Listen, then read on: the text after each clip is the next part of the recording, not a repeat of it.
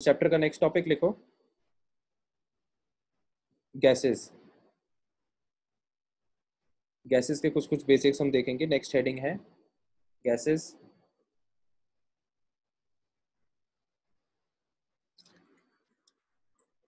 Gases next heading है। इसमें पहली सब हेडिंग है, पहले गैस की डेफिनेशन लिख लो।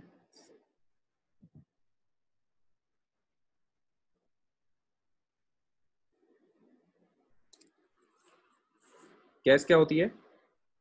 State of matter, state of matter in which intermolecular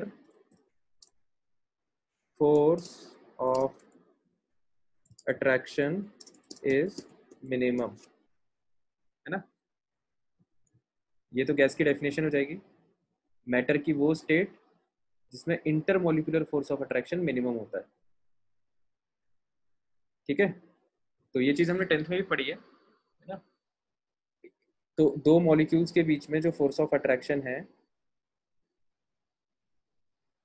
दो मॉलिक्यूल्स के बीच में जो फोर्स ऑफ अट्रैक्शन है, वो ये वाला जो फोर्स ऑफ अट्रैक्शन है वो बहुत कम होता है गैस में। ठीक है, इसलिए गैस के मॉलिक्यूल्स फ्रीली इधर उधर मूव कर पाते हैं, है ना।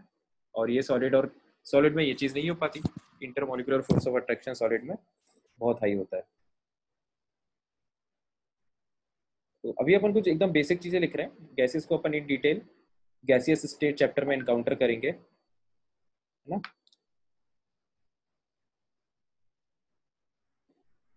तो कुछ कुछ कैरेक्टरिस्टिक्स लिख लो गैसेस के। नेक्स्ट सब हेडिंग है कैरेक्टरिस्टिक्स ऑफ गैसेस।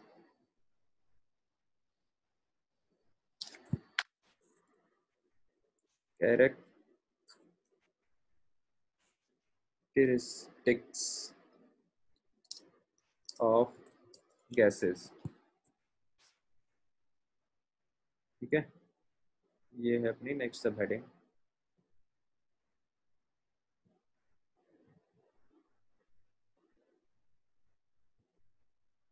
पहला कैरेक्टरिस्टिक,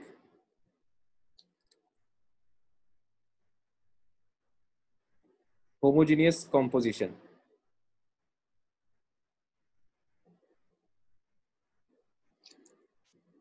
होमोजीनस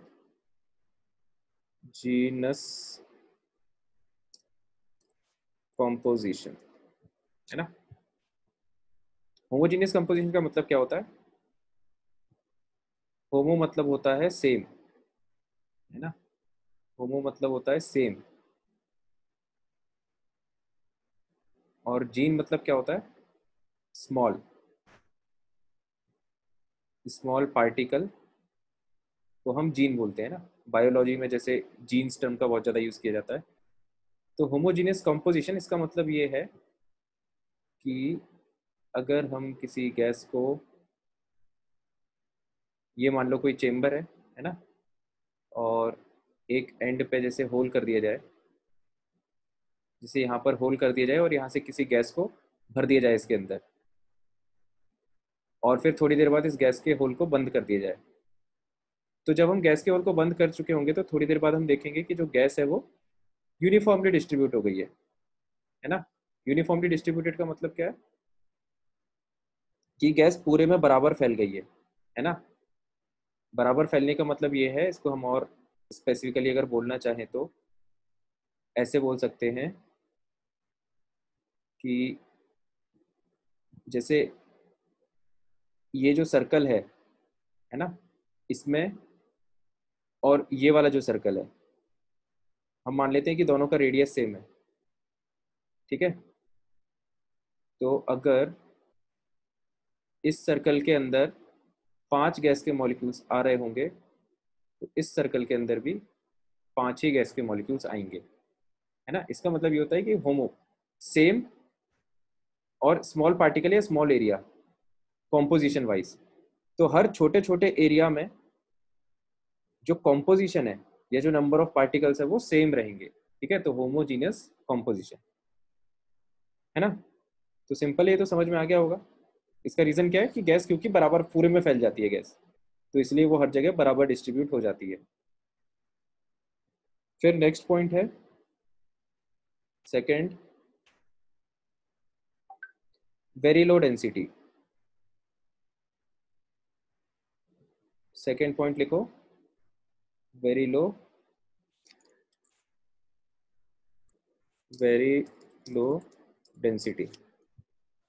ठीक है, तो ये तो हमको पता भी है पहले से। डेंसिटी कम क्यों होती है इसकी? क्योंकि मॉलिक्यूल्स बहुत दूर दूर होते हैं, है ना। थर्ड पॉइंट लिखो, हाई कंप्रेसिबिलिटी। गैसेस को बहुत ज़्यादा कंप्रेस किया जा सकता है, इसलिए हम सीएनजी भी हमने पढ़ा हुआ है, कंप्रेस्ड नेचुरल गैस।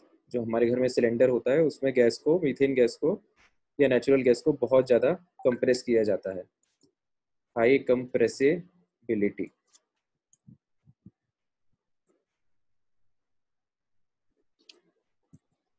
ठीक है, फिर अपना फोर्थ पॉइंट आ जाएगा,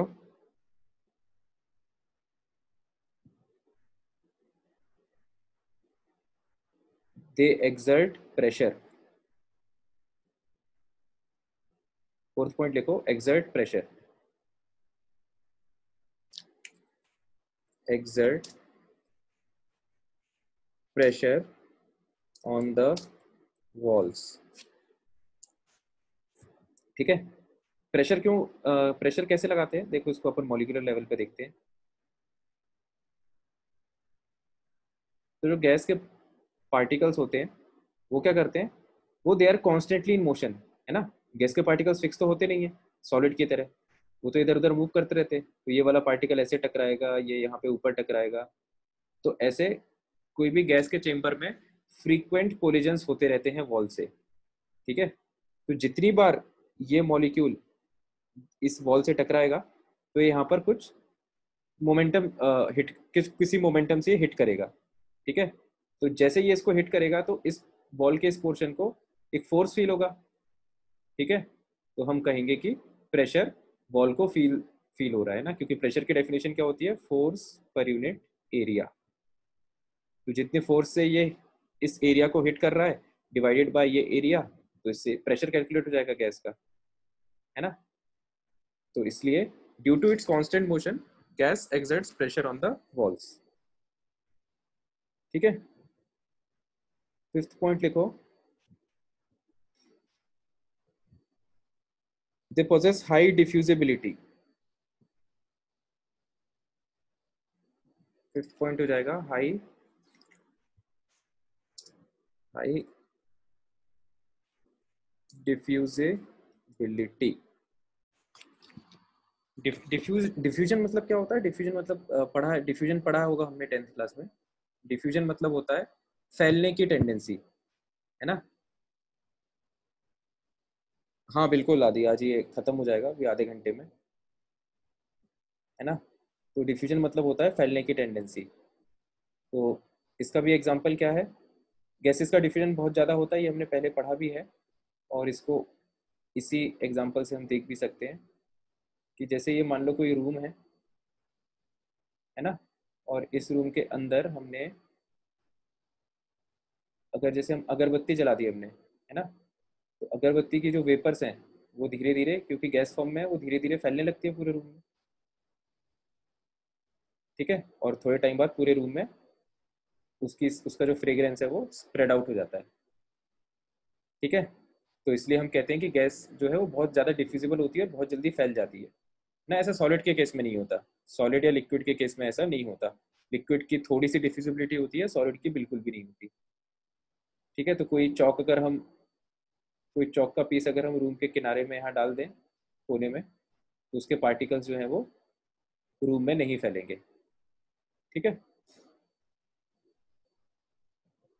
तो ये कुछ प्रॉपर्टीज थी गैस की। अभी सारी प्रॉपर्टीज लिखने की जरूरत नहीं है क्योंकि हम गैसीय स्टेट में लिखेंगे, कुछ बेसिक्स ही लिखनी है अभी अपन ने।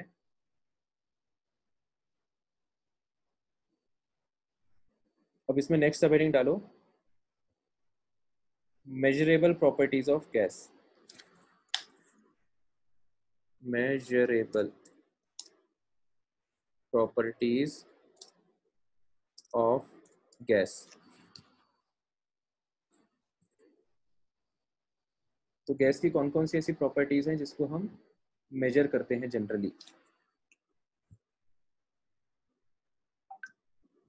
तो पहला उसका प्रेशर, गैस का प्रेशर हम मेजर करते हैं, अभी देखा था हमने, ठीक है। दूसरा, मैं इसको हॉरिजॉन्टली लिख रहा हूँ, तुम चाहो तो वर्टिकली लिख सकते हो कॉपी में, है ना। पहला प्रेशर, दूसरा वॉल्यूम, जो भी कंटेनर जिसमें भी गैस डाली गई है वो गैस उस कंटेनर का पूरा वॉल्यूम ऑक्यूपाई कर लेती है, तो ऐसे हम गैस का वॉल्यूम भी कैलकुलेट कर सकते हैं। फिर है टेम्परेचर, है ना, टेम्परेचर उसका कैलकुलेट किया जा सकता है, temperature is a very important property. और चौथा है amount of gas. Amount, amount हम जनरली किसके टर्म्स में कैलकुलेट करते हैं? मोल्स, ठीक है। तो ये सारी प्रॉपर्टीज हैं जिससे हम गैस को आइडेंटिफाई करते हैं कि गैस किस स्थिति में है ना। ये सारी प्रॉपर्टीज मेजरेबल प्रॉपर्टीज है, मेजर इनको किया जा सकता है।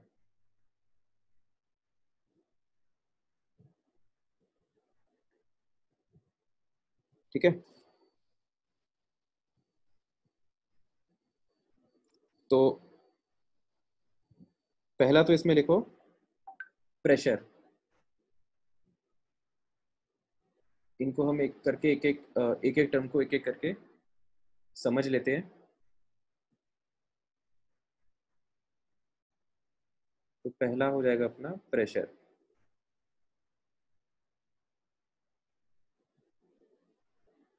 तो प्रेशर को भी हमने समझा था, प्रेशर होता है फोर्स पर यूनिट एरिया, ठीक है। ये तो बेसिक डेफिनेशन है, हमने पहले भी पढ़ी है 10th में। और प्रेशर की जो यूनिट्स है वो हमको ध्यान में रखनी है, ठीक है। तो 1 atm,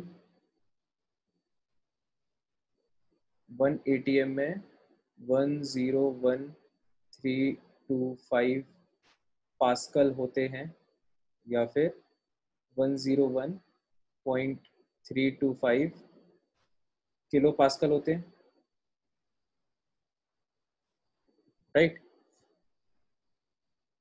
और 1 atm में 760 mm Hg भी होता है, 760 mm Hg, millimetres of mercury, जिसको हम टॉर भी बोलते हैं, 760 टोर, TORR, ठीक है। One torr is equal to 1 mmHg। तो ये कन्वर्जन जो है यूनिट्स का, ये हमको याद होना चाहिए। और पास्कल को हम क्या बोलते हैं? प्रेशर की एसआई यूनिट क्या है? प्रेशर की एसआई यूनिट पास्कल है ना। Pascal is the SI unit of pressure, ये बात इंपॉर्टेंट है। तो पास्कल को हम क्या लिख सकते हैं? प्रेशर होता है फोर्स पर यूनिट एरिया, है ना। प्रेशर होता है force per unit area.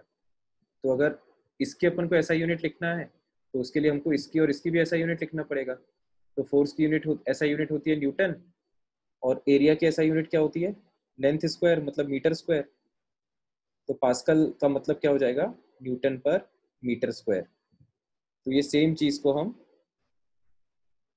Newton पर मीटर स्क्वायर के टर्म्स में भी लिख सकते हैं, इसमें कंफ्यूजन नहीं होना चाहिए। पास्कल को हमने लिख दिया न्यूटन पर मीटर स्क्वायर, ठीक है। तो एक तो ये इंटर कन्वर्जन अपन को ध्यान होना चाहिए, ध्यान में होना चाहिए, है ना, ये इंपॉर्टेंट है, इसको याद रखना। अगेन अपन लिखेंगे ये सेम गैसियस स्टेट में, है ना। और एक और दूसरा इंटर कन्वर्जन जो यूज करते हैं हम, वो है 1 बार। 1 बार को भी काफी ज्यादा जगह पे यूज किया जाता है। 1 बार होता है 10⁵ पास्कल। ठीक है, तो ये दो कन्वर्जन हमको ध्यान में रखना है ना। एटीएम की वैल्यू थोड़ी ज़्यादा होती है, पास्कल की वैल्यू थोड़ी कम होती है ना। एटीएम और बार की वैल्यू लगभग बराबर ही है, मतलब जहाँ यहाँ पर 101325 है, तो बार में 100000 है ना। तो थोड़ा सा फर्क है, एटीएम और बार में बहुत ज़्यादा फर्क नहीं है। तो ये कुछ चीज़ें हैं जो हमको याद रखना है प्रेशर के लिए। नेक्स्ट हम लिखते हैं वॉल्यूम।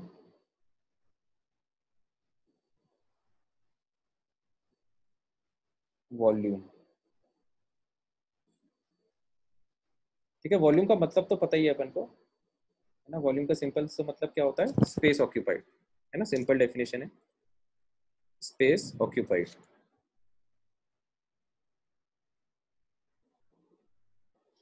तो अब वॉल्यूम में, अब इसके यूनिट्स क्या क्या है।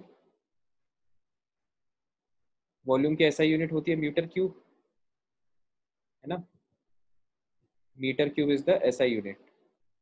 तो 1 लीटर में, 1 लीटर में होते हैं कितने, 1 डेसीमीटर क्यूब। ठीक है, और 1 डेसीमीटर में होता है 10 सेंटीमीटर, तो इसको हम सेंटीमीटर क्यूब में लिखना हो तो 1000 सेंटीमीटर क्यूब। या फिर इसको मीटर में लिखना हो तो 1 सेंटीमीटर में होते हैं 10⁻⁻²मीटर, है ना। 1 सेंटीमीटर इज इक्वल टू 10⁻⁻²मीटर। तो जब हम इसको सेंटीमीटर क्यूब में डालेंगे तो ये अपना आ जाएगा 10⁻³ मीटर क्यूब, राइट। इसमें कोई डाउट तो नहीं है किसी को, है ना। तो इसके लिए बेसिकली अपन को इंटर कन्वर्जन पता होना चाहिए कि 1 डेसीमीटर में 10 सेंटीमीटर होते हैं, 1 मीटर में 100 सेंटीमीटर होते हैं, ये सब तो पता ही होगा। और देखो, इसको वैसे रटने की जरूरत नहीं है, ये अपन को लॉजिकली भी फील होना चाहिए। लॉजिकली कैसे, कि भाई इमेजिन करो 1 लीटर, है ना, 1 लीटर का क्यूब इमेजिन करो। 1 लीटर का ये अपन ने इस तरह से क्यूब बनाया।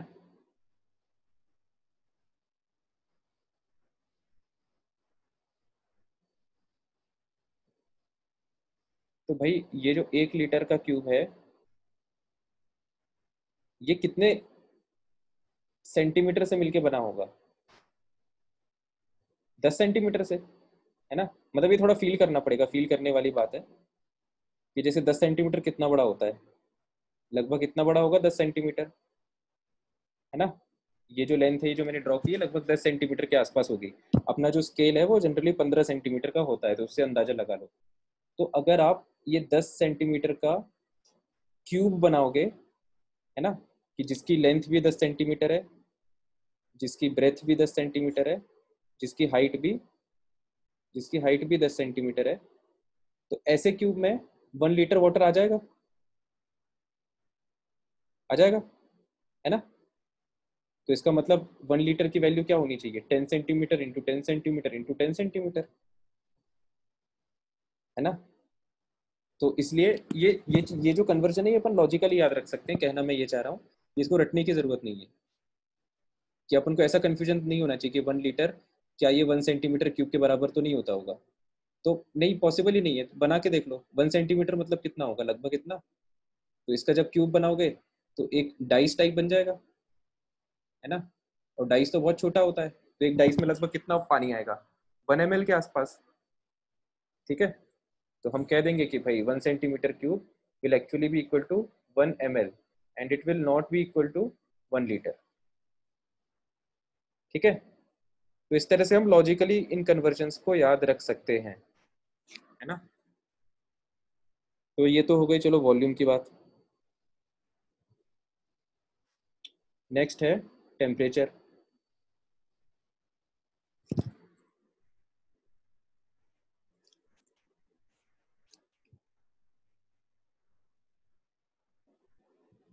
तो टेम्परेचर में क्या कन्वर्जन यूज होता है, केल्विन और सेल्सियस वाला, है ना। Degree kelvin is equal two degree Celsius plus 273। ये हमने पहले भी पढ़ा है ना, ज़्यादातर लोगों को पता होगा, और यहाँ पर हमने दोबारा लिख लिया। ठीक है, तो तीनों चीज़ें हो गई। गैस के लिए टेम्परेचर कैसे मेजर कर सकते हैं, वॉल्यूम के रिलेशंस और ये प्रेशर के रिलेशंस, है ना। मोल्स का रिलेशन, मोल्स का तो अपन ने पहले ही देखा है ना। मोल्स के फॉर्मूले हमने अभी मोल कंसेप्ट में सीखा था, मोल्स कैसे कैलकुलेट करते हैं, तो वो तो हो ही जाएगा।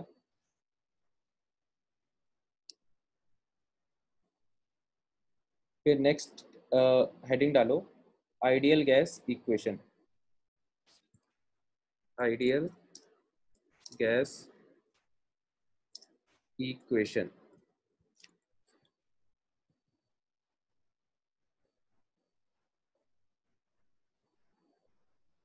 ठीक है। तो आइडियल गैस इक्वेशन क्या है, P V is equal to N R T, है ना। ये फिलहाल के लिए अपन को याद रखना है। ये कैसे इक्वेशन जनरेट हुई थी, इसका जो डेरिवेशन है वो हम गैसियस स्टेट में पढ़ेंगे। तो बस ये रिलेशन बताती है कि गैस का प्रेशर, गैस की वॉल्यूम, गैस के मोल्स, उसका टेम्परेचर, और ये जो वैल्यू होती है this is a constant value, है ना।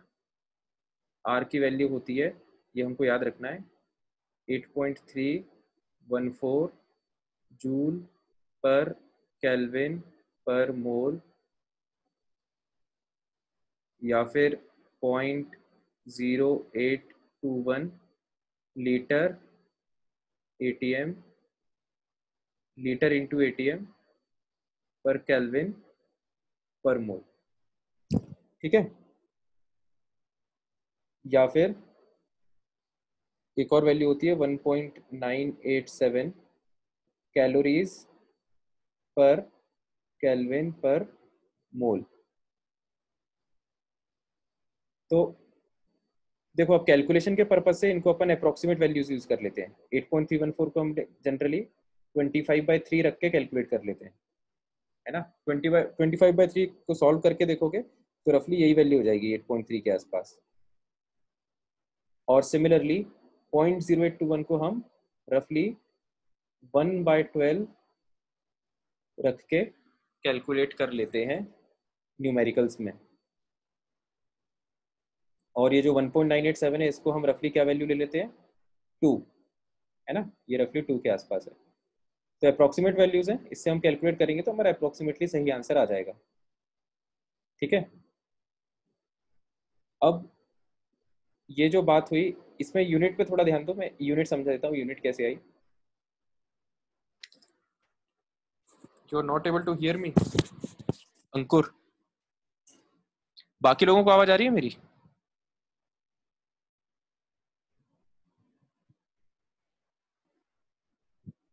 तो दोबारा एक बार रिफ्रेश करके देख लो यार, या दोबारा मतलब एग्जिट कर दो मीटिंग को, फिर दोबारा एडमिट हो जाना, है ना। तो शायद आवाज आ जाएगी, तो हो सकता है कुछ कनेक्शन प्रॉब्लम हो, क्योंकि बाकी लोगों को तो आ रही है आवाज, ठीक है। तो ये अप्रोक्सीमेट वैल्यूज याद रखना, है ना। और न्यूमेरिकल्स में ये वैल्यू यूज कर लेना तो आंसर थोड़ा सा जल्दी आ जाएगा और थोड़ा अप्रोक्सीमेटली सही आ जाएगा। तो इसकी जो इसकी जो यूनिट है, मैं एक यूनिट समझा देता हूँ कि ये इस तरह की क्यों आ रही है ना। तो इसको थोड़ा सा अपन मैनिपुलेट करते हैं। देखो, P V is equal to N R T लिखा हुआ है, P V is equal to N R T, मतलब आर को हम लिख सकते हैं, तो मेरे को सुनाई नहीं दे रहा यार, ऐसा कैसे हो सकता है, बाकी लोगों को तो आ रही है आवाज।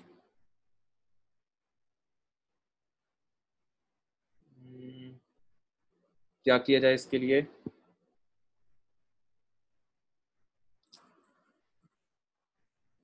तो मैं मेरे खैर म्यूट एंड म्यूट तो अलग चीज है यार।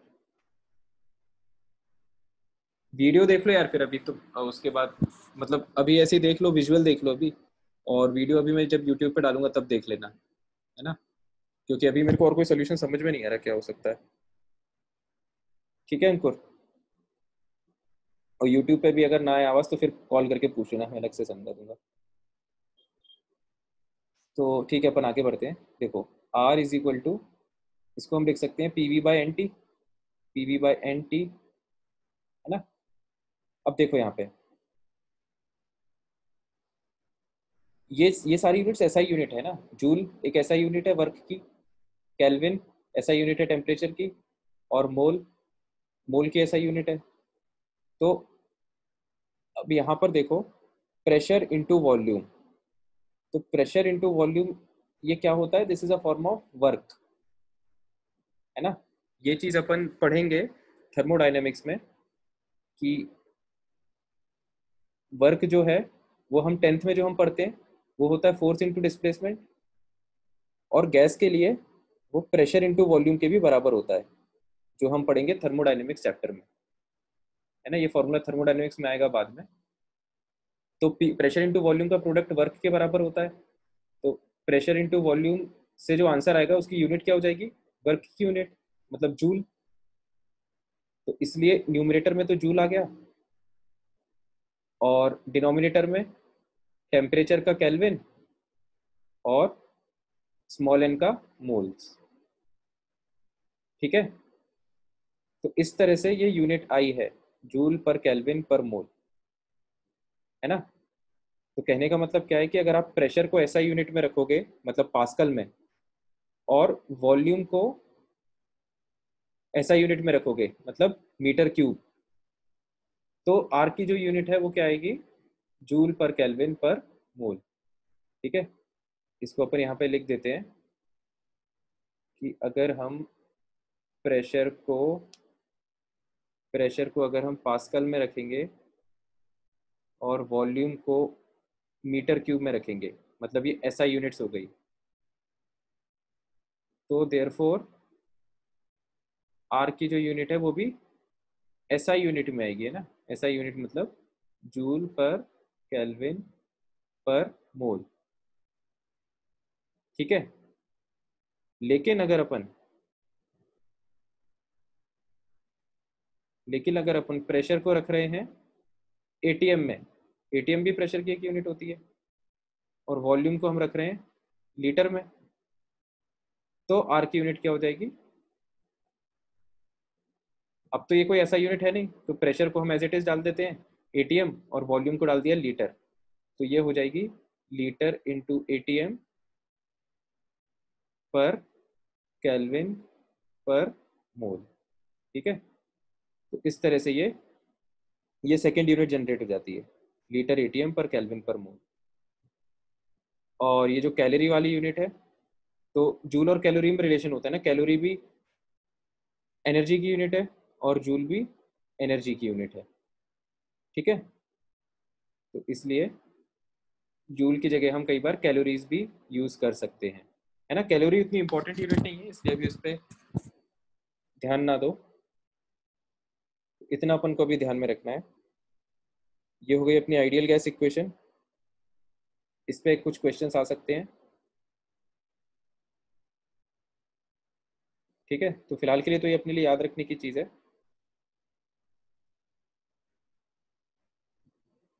फिर नेक्स्ट ये कुछ कुछ कन्वर्जन्स है जो हमको याद रखना है कि उनके प्रीफिक्स प्रीफिक्स और उसका मल्टीपल, है ना, प्रीफिक्स और मल्टीपल।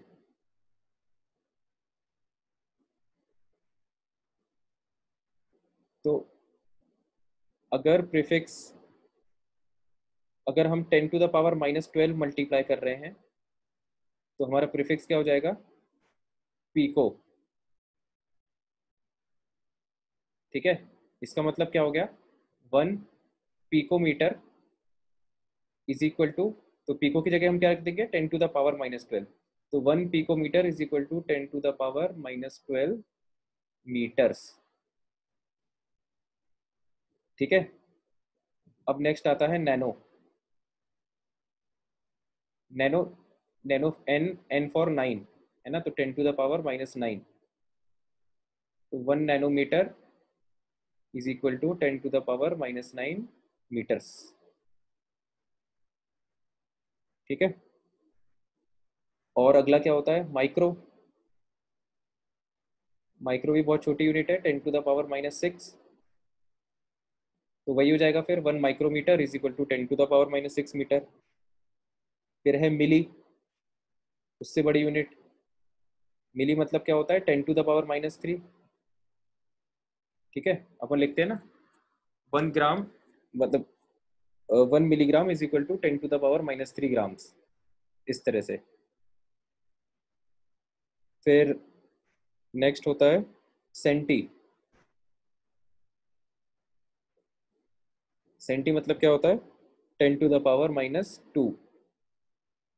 तो 1 centimetre is equal to 10⁻⁻² metre, या इसको उल्टा भी लिखते हैं हम, जनरली हमको उल्टा याद रहता है, 1 metre is equal to 100 centimetre, है ना। दोनों तरफ 100 से मल्टीप्लाई कर दो इस इक्वेशन में, तो ये वाली इक्वेशन बन जाएगी। ठीक है, फिर नेक्स्ट होता है अपना डेसी। डेसी मतलब 10⁻⁻⁻1, मतलब 1 decimetre is equal to 10⁻⁻1 metre या 0.1 मीटर। हाँ, एनसीईआरटी में होगी सारी, लेकिन मैं तुम्हें समझा रहा हूँ कि इसको कैसे याद रख सकते हो और कौन कौन सी इसमें से इंपॉर्टेंट है। एनसीईआरटी में शायद बहुत सारी दी हुई है, अपन को जनरली जो आएंगी वो इतनी ही आएंगी, पीको से लेकर। एक तो डेसी हो गई, फिर डेका। डेका मतलब 10, और किलो जनरली यूज होता है। किलो मतलब 10⁻³ ठीक है, 1 kilometre is equal to 10⁻³ metre. और अगला होता है मेगा। मेगा मतलब 10⁻⁶। इतनी इंपॉर्टेंट है ना, इतनी तुम्हें याद होना चाहिए। इतनी यूनिट्स से तुम्हारा काम चल जाएगा फिजिक्स में और केमिस्ट्री दोनों में। इससे बाहर यूनिट्स नहीं लगेगी, और अगर लगेगी तो उसका कन्वर्जन क्वेश्चन में दिया होगा।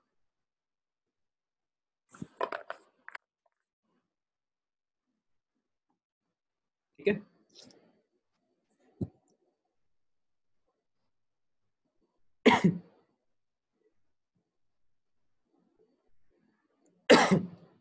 अच्छा, एक तो इम्पोर्टेंट कॉन्सेप्ट और है जो अपन कवर कर लेते हैं। नेक्स्ट टॉपिक लिखो, गैसेस के लिए वैलिड है ये, एवोगैड्रोस हाइपोथेसिस।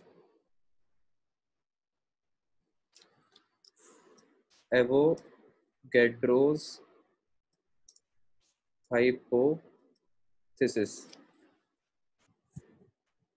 एवोगैड्रो साइंटिस्ट ने एक हाइपोथेसिस दिया था, या एक प्रपोजल दिया था, इस तरह से हम कह सकते हैं।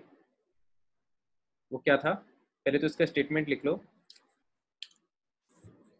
Equal volumes of all gases contains equal number of molecules at identical conditions of temperature and pressure।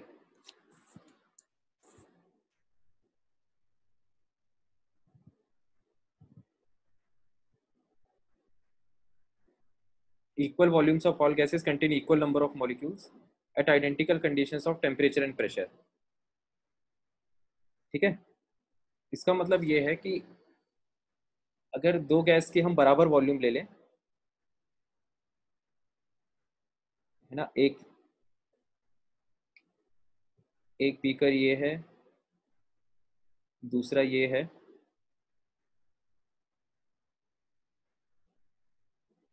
और दोनों की वॉल्यूम बराबर है ना, मतलब अपन मान लेते हैं कि ये जो वेसल है, ये जो वेसल है ये भी 2 लीटर है, और ये जो वेसल है ये भी 2 लीटर है। ठीक है, तो दोनों की वॉल्यूम बराबर है। Equal volume of all gases contains equal number of molecules at identical conditions of temperature and pressure। तो अब टेम्परेचर दोनों के लिए सेम है ना, मान लिया कि हमने रूम टेम्परेचर लगा के रखा है, मतलब यहाँ पर भी 298 केल्विन और ये वाला जो चेम्बर है ये भी 298 केल्विन, और ये दोनों दोनों चेम्बर जो है सेम प्रेशर एक्सपीरियंस कर रहे हैं, है ना। तो अपन ने मान लिया कि यहाँ पर जो प्रेशर है वो 2 atm है और यहाँ पर भी प्रेशर 2 atm है, ठीक है। तो एवोगैड्रो ने कहा था कि इस तरह की सिचुएशन में कि जब दोनों गैस की वॉल्यूम भी बराबर हो, है ना, वॉल्यूम बराबर हो, टेम्परेचर बराबर हो, प्रेशर बराबर हो, तो इसका मतलब वो उनके जो नंबर ऑफ मॉलिक्यूल्स हैं दोनों गैस के वो भी सेम रहेंगे, ठीक है। तो जैसे अपन ने दो अलग अलग गैस ले ली, इसमें अपन ने भर दी मीथेन CH4, तो CH4 के बहुत सारे मॉलिक्यूल्स हैं यहाँ पे, ठीक है। अपन ने मान लिया कि यहाँ पर 10 मॉलिक्यूल्स हैं CH4 के, और यहाँ पर अपन ने भरी है हाइड्रोजन गैस। तो एवोगैड्रो ने कहा था कि भाई अगर दोनों की कंडीशन सेम है, तो अगर यहाँ पर 10 मॉलिक्यूल आ रहे हैं मीथेन के, तो सेम कंडीशंस में हाइड्रोजन के भी कितने मॉलिक्यूल्स आएंगे, 10 ही आएंगे, है ना, ना कम ना ज्यादा। ये बोला था एवोगैड्रो ने, ठीक है। अब लॉजिकली ऐसा होना भी चाहिए कि देखो वॉल्यूम सेम है, मतलब मॉलिक्यूल के लिए जगह तो सेम है, और वो सेम प्रेशर लगा रहे हैं, ठीक है। तो जब दोनों सेम प्रेशर लगा रहे हैं तो दोनों के नंबर ऑफ मॉलिक्यूल सेम होने चाहिए, क्योंकि अगर किसी चेम्बर में प्रेशर ज्यादा होता तो इसका मतलब उसके नंबर ऑफ मॉलिक्यूल ज्यादा होते, है ना, तभी वो जो वो वॉल्स है वो ज्यादा प्रेशर फील कर रही होती, ठीक है। तो अभी दोनों पे प्रेशर सेम आ रहा है, मतलब दोनों के नंबर ऑफ मॉलिक्यूल्स अंदर सेम होंगे। ये इस बात पे डिपेंड नहीं करता कि गैस कौन सी ली है अपन ने, जैसे यहाँ पर मीथेन और हाइड्रोजन है, हाइड्रोजन की जगह ऑक्सीजन ले लेते तो भी उसके 10 ही मॉलिक्यूल होते, ठीक है। तो ये था एवोगैड्रोस हाइपोथेसिस, जिसको हम शॉर्ट में ऐसे भी लिखते हैं कि volume of a gas is directly proportional to number of molecules of the gas capital N, या फिर number of moles small N, ठीक है। Volume is proportional to number of molecules, और नंबर ऑफ मॉलिक्यूल्स के proportional है तो moles के proportional तो होगी, क्योंकि मोल्स क्या होता है, number of particles by Avogadro's number. तो एवोगैड्रोस नंबर तो कांस्टेंट वैल्यू है ना। तो कैपिटल एन को हम लिख सकते हैं small N into N A, तो कैपिटल एन को जब हम लिख देंगे small N into N A, तो एन ए तो एक कांस्टेंट वैल्यू है, तो हम कह सकते हैं ना कि वॉल्यूम जो है वो मोल्स के प्रोपोर्शनल होगा ही। कब, जब बाकी कंडीशन सेम रहे, ये बहुत इंपॉर्टेंट है। Under identical conditions of temperature and pressure, मतलब जो टेम्परेचर और प्रेशर है वो क्या होना चाहिए, दैट शुड बी सेम या कांस्टेंट, ठीक है। तो ये था एवोगैड्रोस हाइपोथेसिस। नेक्स्ट टॉपिक है, इसको नोट कर लो यार पहले तो।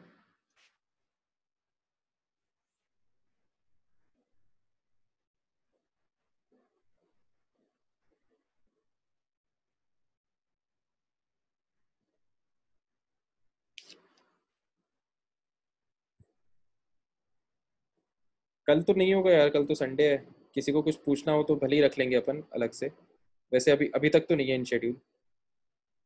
इसको जल्दी नोट कर लो, फिर अगला लास्ट टॉपिक देख लेते हैं आज का। लास्ट टॉपिक है Dalton's law of partial pressures. ये जो दोनों लॉ है अभी अपन ने जो देखे, एवोगैड्रोस हाइपोथेसिस और ये डाल्टन्स लॉ, ये दोबारा आएंगे आगे कैसे स्टेट में, Dalton's law of partial pressures. तो देखो डाल्टन्स लॉ बहुत सिंपल सा लॉ है, प्रैक्टिकल एकदम। तो हमने कोई एक बड़ा गैस का चेम्बर लिया, जिसमें हमने दो टाइप की गैस को मिक्स कर दिया, पहले तो हमने एक गैस भर दी, ठीक है। तो ये जो स्टार है ये एक टाइप की गैस के मॉलिक्यूल्स को दिखा रहे हैं, है ना। ये हमने एक गैस भर दी, और फिर ये हमने दूसरी गैस भर दी, दो गैसेस को हमने मिक्स कर दिया, ठीक है। तो भाई हमने दोनों गैसेस को मिक्स किया तो दोनों के कारण प्रेशर जनरेट होगा, है ना, क्योंकि दोनों के मॉलिक्यूल्स वॉल्स को हिट करेंगे, तो प्रेशर तो दोनों से जनरेट होगा।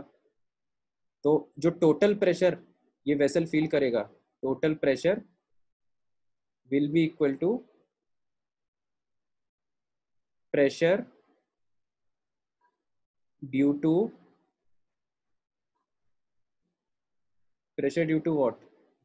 Pressure due to this plus pressure due to ये वाली गैस क्रॉस से जिसको हमने डिनोट किया है, प्रेशर ड्यू टू दिस, ठीक है। ऐसा होना भी चाहिए, है ना। तो दोनों का प्रेशर है वो हम ऐड कर देंगे तो ये टोटल प्रेशर आ जाएगा, ठीक है।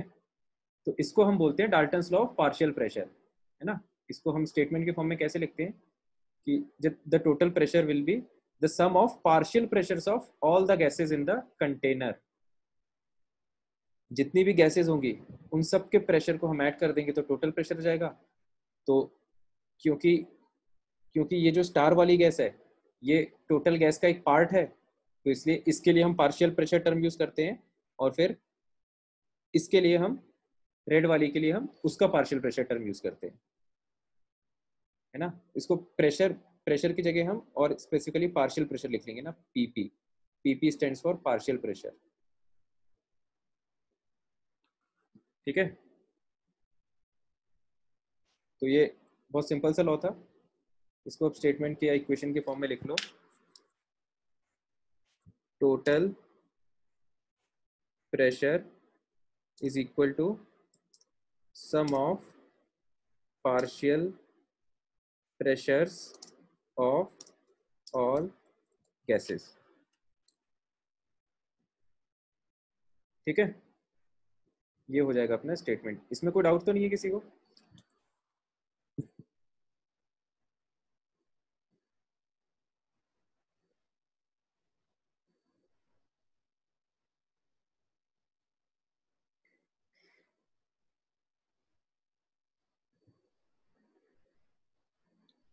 ठीक है, तो इसमें डाउट नहीं है तो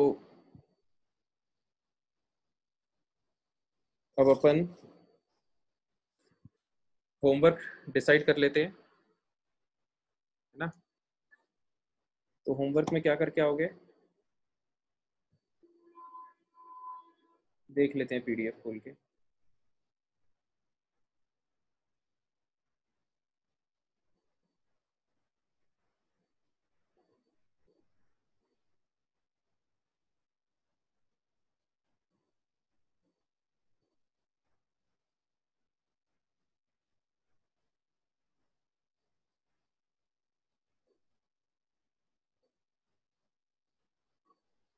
हाँ होमवर्क देखो, 10 क्वेश्चन तो अपन ने कर लिए थे, 11 से लेके अब हम 26।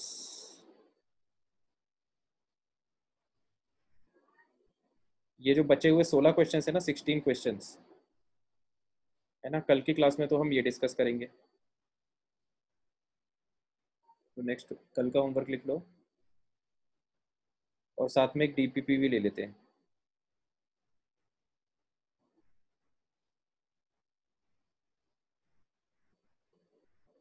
तो कल का होमवर्क हो जाएगा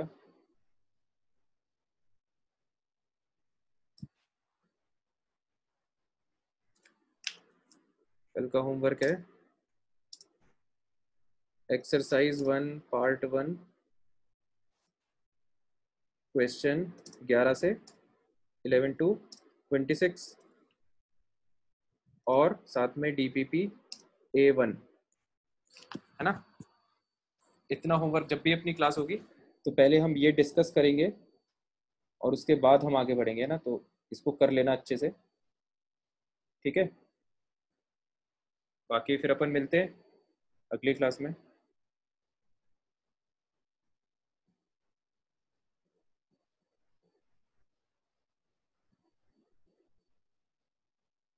हाँ वेलकम यार।